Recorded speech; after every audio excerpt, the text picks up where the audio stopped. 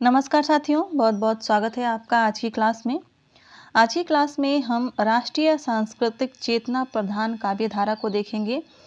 कुछ काव्य धाराएं जो थी वो छायावाद के साथ साथ चलती थी, यानी उस काल में जो है सिर्फ छायावाद से संबंधित रचनाएं नहीं हुई थी।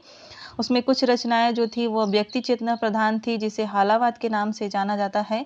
और हालावाद की क्लास हो चुकी है, उसमें हमने देखा था हरिवंश राय बच्चन को, भगवती चरण वर्मा को। और आज की क्लास में हम राष्ट्रीय सांस्कृतिक चेतना प्रधान काव्य धारा को देख रहे हैं, जिसमें आते हैं सियाराम शरण गुप्त, रामधारी सिंह दिनकर, सोहनलाल द्विवेदी, माखनलाल चतुर्वेदी इत्यादि। तो सबसे पहले हम देख रहे हैं सियाराम शरण गुप्त को। इनका जन्म की बात करें तो इनका जन्म 1895 ईस्वी में चिरगांव झांसी में हुआ था। यह मैथिली शरण गुप्त के भाई थे। इनका निधन 1963 ईस्वी में हुआ था। इनकी जो महत्वपूर्ण रचनाएं हैं वह हैं मौर्य विजय। मौर्य विजय है, यह एक खंड काव्य है, 1914 ईस्वी में है। अनाथ है, एक खंड काव्य है, 1917 ईस्वी में ही है। मौर्य विजय पूछा जाता है, इसको आप लोग नोट करिएगा। दूर्वादल है 1924 ईस्वी में। विषाद है 1925 में। आर्द्रा है 1927 में, यह भी पूछी जाती है रचना। आत्मोत्सर्ग है, यह एक खंड काव्य है, 1931 ईस्वी में है। पाथेय है 1933 ईस्वी में। मृण्मयी है 1936 में। बापू है 1937 में, बापू भी पूछी जाती है इनकी कविता। उन्मुक्त है 1940 में। दैनिकी है 1942 में। नकुल है खंड काव्य 1946 में, यह पूछा जाता है, इसको भी नोट करिएगा। नोआखाली 1946 में है। जय हिंद है 1948 में। और गीत संवाद है 1948 में। इनकी एक प्रसिद्ध कविता है जो सभी विद्यार्थियों ने, हिंदी साहित्य के सभी विद्यार्थियों ने पढ़ी होगी, वह है एक फूल की चाह। अगले जो कवि हैं वो हैं सोहनलाल द्विवेदी। इनको भी देखते हैं। इनका जन्म 1906 ईस्वी में भिंदकी फतेहपुर उत्तर प्रदेश में हुआ था और इनका निधन 1988 ईस्वी में हो गया था। इनकी जो प्रमुख रचनाएं हैं जो परीक्षाओं में पूछी जाती हैं वह है भैरवी 1941 ईस्वी, विस्पान है 1941 में ही, वासव दत्ता है 1942 में, कुणाल है 1943 में, युगधार है 1943 में, बासंती है 1944 में, चित्रा है 1944 में ही, चेतना है 1954 में। जो रचनाएं एक ही सन में हैं उसके लिए आप अपने मन से कोई भी अपनी एक ट्रिक बनाकर उसको याद कर सकते हैं। अन्य रचनाओं की बात करें तो झरना इनकी भी एक रचना है, प्रभाती है, बांसुरी है, पूजा गीत है और ग्राम सेवा है। कमेंट में बताइएगा कि झरना और किसकी रचना है। अगले जो कवि हैं वह है जगन्नाथ प्रसाद मिलिंद। इनकी ज़्यादातर रचनाएं नहीं पूछी जाती हैं। इनका जन्म 1907 में हुआ था और निधन 1986 ईस्वी में। जो रचनाएं इनकी पूछी जाती है वह है जीवन संगीत 1940 में है। नवयुवक के गान 1942 में है। बलिपथ के गीत, यह बहुत ही महत्वपूर्ण है, यह पूछा जा चुका है, 1950 में है। और भूमि की अनुभूति 1952 में। अब बात करते हैं माखनलाल चतुर्वेदी की। इनका जन्म 1889 ईस्वी में बापई, होशंगाबाद, मध्य प्रदेश में हुआ था। निधन की बात करें तो इनका निधन 1968 ईस्वी में हुआ था। इनके उपनाम की बात करें तो उन्हें एक भारतीय आत्मा भी कहा जाता है और भारतीय संस्कृति का व्याख्याता कवि भी कहा जाता है। इनके चर्चित कविताएं हैं पुष्प की अभिलाषा, पर्वत की अभिलाषा, जवानी, मरण ज्वार, कैदी और कोकिला, सखी वे मुझसे कह कर जाते। काव्य संग्रह की बात करें तो इनके काव्य संग्रह हैं हिम किरीटिनी है 1943 में, हिम तरंगिणी है 1949 में, माता है 1951 में, समर्पण है 1956 में, युग चरण है 1956 में, पूछा जा चुका है यह। वेणु लो गुजे धरा, यह भी पूछा जा चुका है, 1963 में है। मरण ज्वार है, बहुत ही इंपॉर्टेंट है यह, 1963 ईस्वी में। और बिजुली कानन आँच रही, यह भी बहुत ही महत्वपूर्ण है, 1964 ईस्वी में। और धूम्र वलय है 1981 ईस्वी में। अब बात करते हैं इस कालखंड के सबसे महत्वपूर्ण कवि रामधारी सिंह दिनकर जी की, जिनका जन्म 1907 ईस्वी में सिमरिया मुंगेर बिहार में हुआ था और इनका निधन 1974 ईस्वी में हो गया था। इनके पिता का नाम रवि सिंह था और इनकी माता का नाम मनरूप देवी था। उपनाम की बात करें तो इन्हें द्वितीय राष्ट्र कवि कहा जाता है, अनल का कवि कहा जाता है, अधैर्य का कवि इन्हें अज्ञे जी ने कहा है। इनको समय सूर्य भी कहा जाता है और महज डिप्टी राष्ट्र कवि भी कहा जाता है।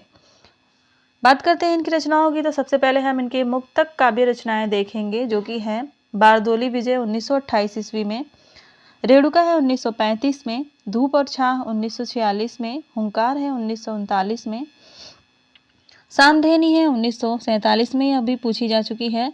रसवंती है 1940 में, बापू है 1947 में, द्वंद्व गीत 1940 में, इतिहास के आंसू 1951 में, यशोधरा 1946 में, धूप और धुआं 1951 में है, मिर्च का मज़ा 1951 में है। सभी रचनाएं इनकी बहुत ही महत्वपूर्ण है, तो कोशिश करिए कि सभी रचनाएं याद करें।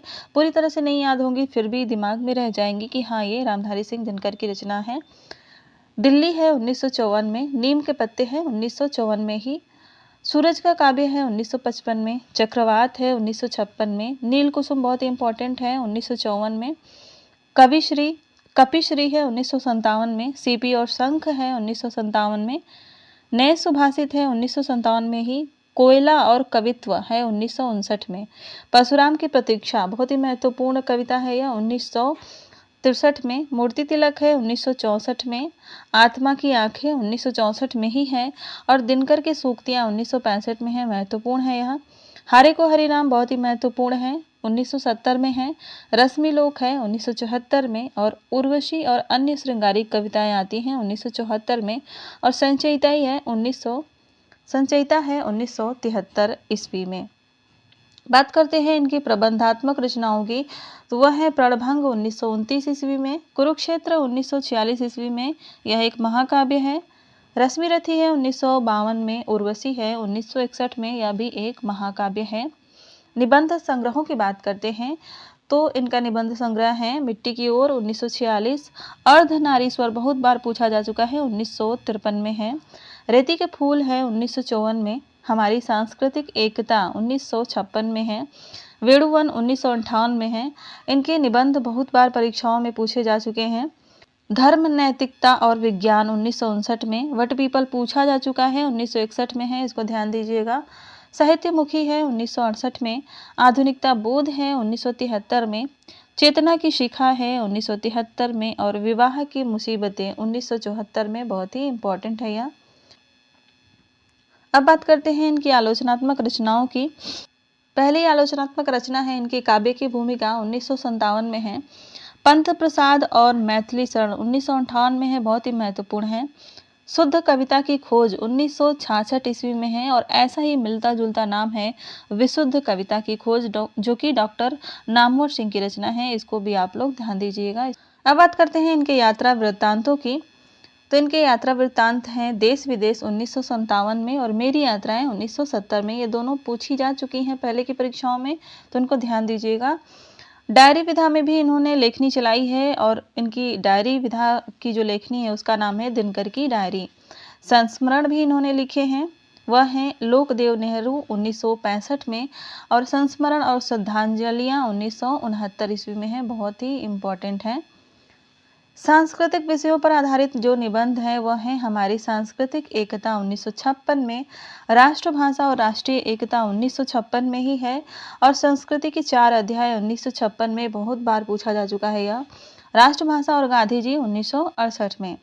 अन्य रचनाओं की बात कर लेते हैं, कुछ अन्य रचनाएं भी इनकी हैं, जैसे कि उजली आग एक गद्य काव्य है 1956 में, और इसमें गद्य गीत लघु कथाएं एवं सूक्तियां हैं। हे राम 1969 में है, 3 रेडियो रूपकों का यह संग्रह है, और दिनकर के पत्र 1981 ईस्वी में है।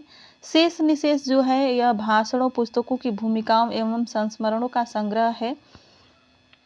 बात करते हैं कुछ रचनाओं के विशेष तथ्यों की, तो जैसे रेणुका है, इसमें अतीत के प्रति मोह, तत्कालीन परिवेश के प्रति निराशा और राष्ट्रीय जागरण एवं प्रगतिवादिता का चित्रण किया गया है। और रेणुका में जो प्रसिद्ध कविताएं संकलित हैं वो है तांडव, हिमालय के प्रति, कविता की पुकार, कस्मे देवाय, पाटलिपुत्र की गंगा, और वैभव की समाधि। हुंकार की बात करते हैं, इसमें तत्कालीन परिवेश के प्रति क्षोभ, राष्ट्रीयता का भाव, जागरण का संदेश का वर्णन है, और डॉक्टर बच्चन सिंह ने इस कवि रचना को वैतालिक का जागरण कहा है, वैतालिक का जागरण गान कहा है, और इसलिए भी यह काफ़ी महत्वपूर्ण हो जाती है रचना। हुंकार में जो प्रसिद्ध कविताएं संकलित हैं वह हैं दिल्ली, विपथगा, प्रणति, अनल किरीट। रसवंती जो इनकी रचना है वह छायावादी शैली की कविता इसमें संकलित है, रहस्यवादिता, प्रकृति के विविध रूपों का इसमें चित्रण मिलता है। बात करते हैं द्वंद्व गीत की, तो इसमें आशा, निराशा, प्रेम, द्वेष, सुख, दुख से संबंधित रुबाइयों का संकलन किया गया है और इसमें कुल 115 रुबाइयां हैं। सामधेनी जो इनकी रचना है उसमें साम्राज्यवाद के प्रति विद्रोह का भाव दिखाया गया है। और सबसे महत्वपूर्ण रचना जो है इनकी कुरुक्षेत्र, वह एक प्रबंधात्मक महाकाव्य है। इसका प्रकाशन वर्ष 1946 ईस्वी है।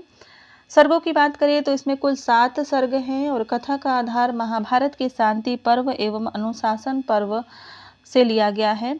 वर्ण विषय की बात करें तो युद्ध एवं शांति की समस्याओं का चित्रण किया गया है।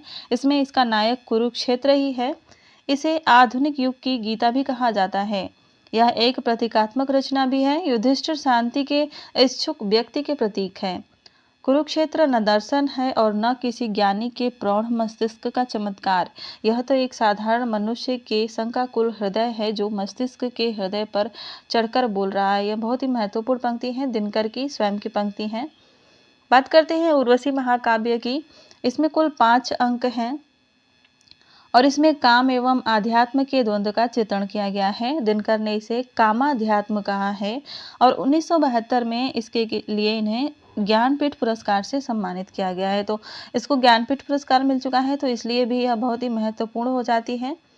अगली जो रचना है वह है रश्मिरथी। यह एक प्रबंधात्मक खंड काव्य है। इसमें कर्ण की वीरता एवं दानशीलता का चित्रण किया गया है और मित्रता निर्वाह का चित्रण किया गया है और इसमें भी सर्गों की संख्या 7 है।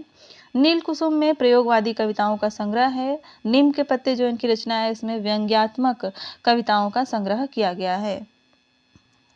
बात करते हैं इनकी कुछ महत्वपूर्ण पंक्तियों की जो परीक्षाओं में पूछी जा सकती हैं।